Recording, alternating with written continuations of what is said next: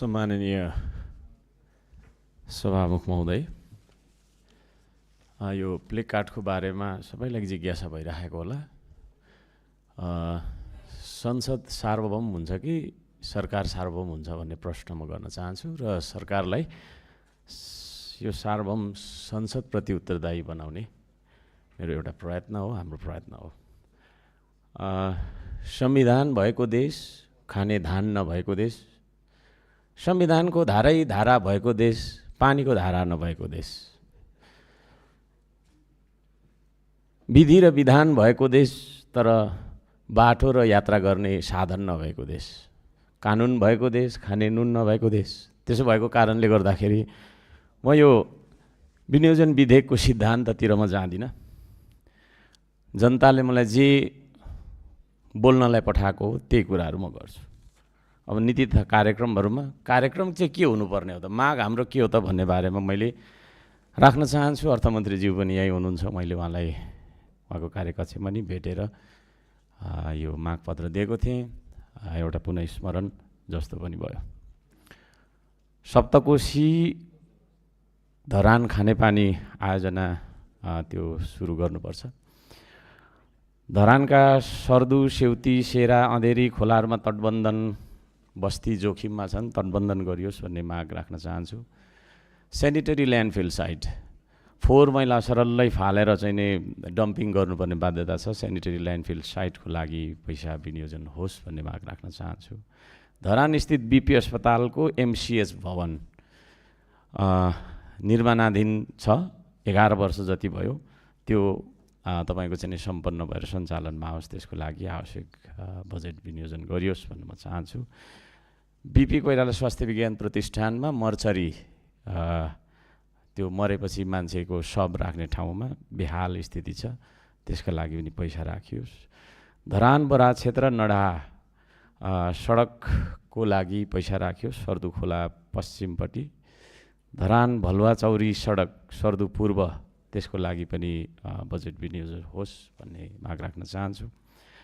धरान हरियालीदेखि रामधुनी जाने बाटो, बरा क्षेत्र 1 को देखि चतरादेखि सूर्यकुण्ड जाने बाटो, धरान 4 को देवीगाउँ हुँदै दानाबारी जाने बाटो, धरान 5 को ठिङ्गाबारी हुँदै धरान 4 सुमनटार जाने बाटो, धरान 20 चिन्डे डाँडा सुम्निमा पारुहाङ सांस्कृतिक सम्पदा जाने बाटो, धरान 20 भन्ज्याङ छेउको कोका खोलाको मोटरेबल पुल, धरान 5 मसाने खोलामा एउटा पुल, त्यसै गरी धरान 5 र 4 जोड्ने निशान डाँडा र खार खोलाको पुल कृषि सडक हो त्यो। धरान 20 भन्ज्याङदेखि स्वारा जाने बाटो कालोपत्रे गरौँ। धरान 17 पटनालीको समावेशी टोल मार्गमा सडक निर्माण गरौँ। धरान 11 मङ्गलबारेदेखि ऐश्वर्य मार्ग निर्माण गरौँ। धरान 11 विष्णुचोकदेखि सगरमाथा हुँदै सगरमाथा चोक हुँदै विष्णुपादुका पुलसम्मको बाटो निर्माण गरौँ। धरान 6 प्रणामी मार्गदेखि बाजी पार्क फुटबल खेल मैदानसम्मको सडक निर्माण गरौँ। त्यसै गरी धरान 17 फोकल्यान्ड चोकदेखि डाँडा घोपासम्मको बाटो निर्माण गरौँ। धरान 9, 10, 11 पुतली लाइनको बाटो मर्मत गर्ने पैसा छुटाइयोस्। धरान 8 को मदन भण्डारी राजमार्गमा एउटा पुल भत्किएर बिजोग भइरहेको छ, त्यसलाई निर्माण गरियोस्। धरान 8 को सभागृह निर्माण तथा मर्मत सम्भार गरियोस्। र बीपी अस्पतालमा एमआरआई मेसिन छैन, त्यो एमआरआई मेसिन खरिद गर्नका लागि पैसा छुटाइयोस्। बीपी अस्पतालको बिमा बोर्डले 75 करोड भन्दा धेरै पैसा दिन बाँकी रहेछ, त्यो कुरा तपाईको चाहिँ के अरे बिमा बोर्डबाट पैसा दिलाइयोस्। त्यो अस्पताल जीर्ण अवस्थामा छ, यतिखेर तलब खुवाउने पैसा नभएर फिटफिट भइरहेको अवस्था पनि छ। धरान 6 औद्योगिक क्षेत्र निर्माण गरौँ।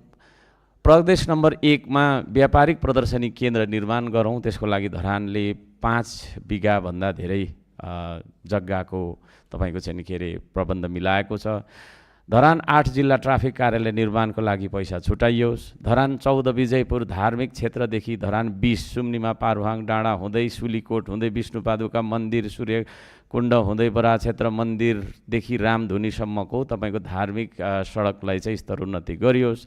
धरान बजारका बीचबाट गएको हाई टेन्सन लाइन विद्युतीय तपाईँको चाहिँ जोखिम छ, त्यसलाई स्थानान्तरण गरियोस्। बजार जोगाएर व्यापार जोगाउन सकिन्छ। आर्थिक क्षति हुन नदिनका लागि हाइवेलाई चाहिँ उचित ठाउँमा हेरेर बाइपास गरियोस्। बराह क्षेत्र नगरपालिका 1 हाटखोलाको हटिया बजार व्यवस्थापन गरियोस्। बराह क्षेत्र कालाबजार बजारमा हैटा खोलामा तटबन्धन गरियोस्। धरान 15 सदन स्कुलदेखि महादेव चोकसम्मको सडक मर्मत गरियोस्। धरान 8 को श्रीजङ्गा चोकदेखि चेकपोस्टदेखि धरान 8 भोटेपुल सम्म तपाईँको चाहिँ के अरे सडक निर्माण गरियोस्। त्यसै गरी धरान आविष्कार केन्द्रलाई उपकरण खरिद गरियोस्। धरान 16 गणेशमान चोकदेखि जोर सकुवासम्मको तपाईँको चाहिँ के अरे सडकलाई स्तरोन्नति गरियोस्। धरान 13 जानकी चोक झोलुङ्गे पुलदेखि पक्की पुलसम्मको सडक निर्माण गरियोस्। धरान 12 को चतरा लाइन स्वस्तिका चोकदेखि सडक निर्माण गरियोस्। चतरा लाइनदेखि स्वस्तिका चोकसम्मको सडक निर्माण गरियोस्। यसरी नै विभिन्न जिल्लाबाट फोन आएर मलाई चाहिँ नि बोलिदिनुहोस् है भन्ने तपाईँको चाहिँ नि अपेक्षा पनि गर्नुहुन्छ। कर तिर्नलाई पनि गाह्रो छ सभामुख महोदय। त्यसो भएको कारणले गर्दाखेरि कर तिर्नलाई सजिलो होस्, अब म सकिहाल्छु 1 मिनटमा, कर तिर्नलाई सजिलो होस् भन्ना खातिर पालिकामै कर तिर्ने व्यवस्था गरियोस्। यातायात व्यवसायीहरू विशेष गरी 3 पाङ्ग्रे सवारी साधनहरू चाहिँ 500 रुपियाँ कर तिर्नका लागि जानुपर्छ, 1000 को तेल जलाएर जानुपर्छ भन्ने हिसाबको कुरा छ। त्यतातिर तपाईँको चाहिँ ध्यान जाओस्। भोजपुरका जनताले पनि बोलिदिनु पर्यो, तपाईँले पनि भनेर भन्नुहुन्छ। चुहारको पुल र सुनबालुवाको पुल निर्माण गरियोस्। प्याउली र घोडेटार भोजपुरका तपाईँको चाहिँ के अरे सब स्टेसनहरू त्यहाँनिर ठेकदारले पैसा खाएर भागेको भन्ने कुरा आयो, त्यो पत्ता लगाएर कारबाही गरियोस्।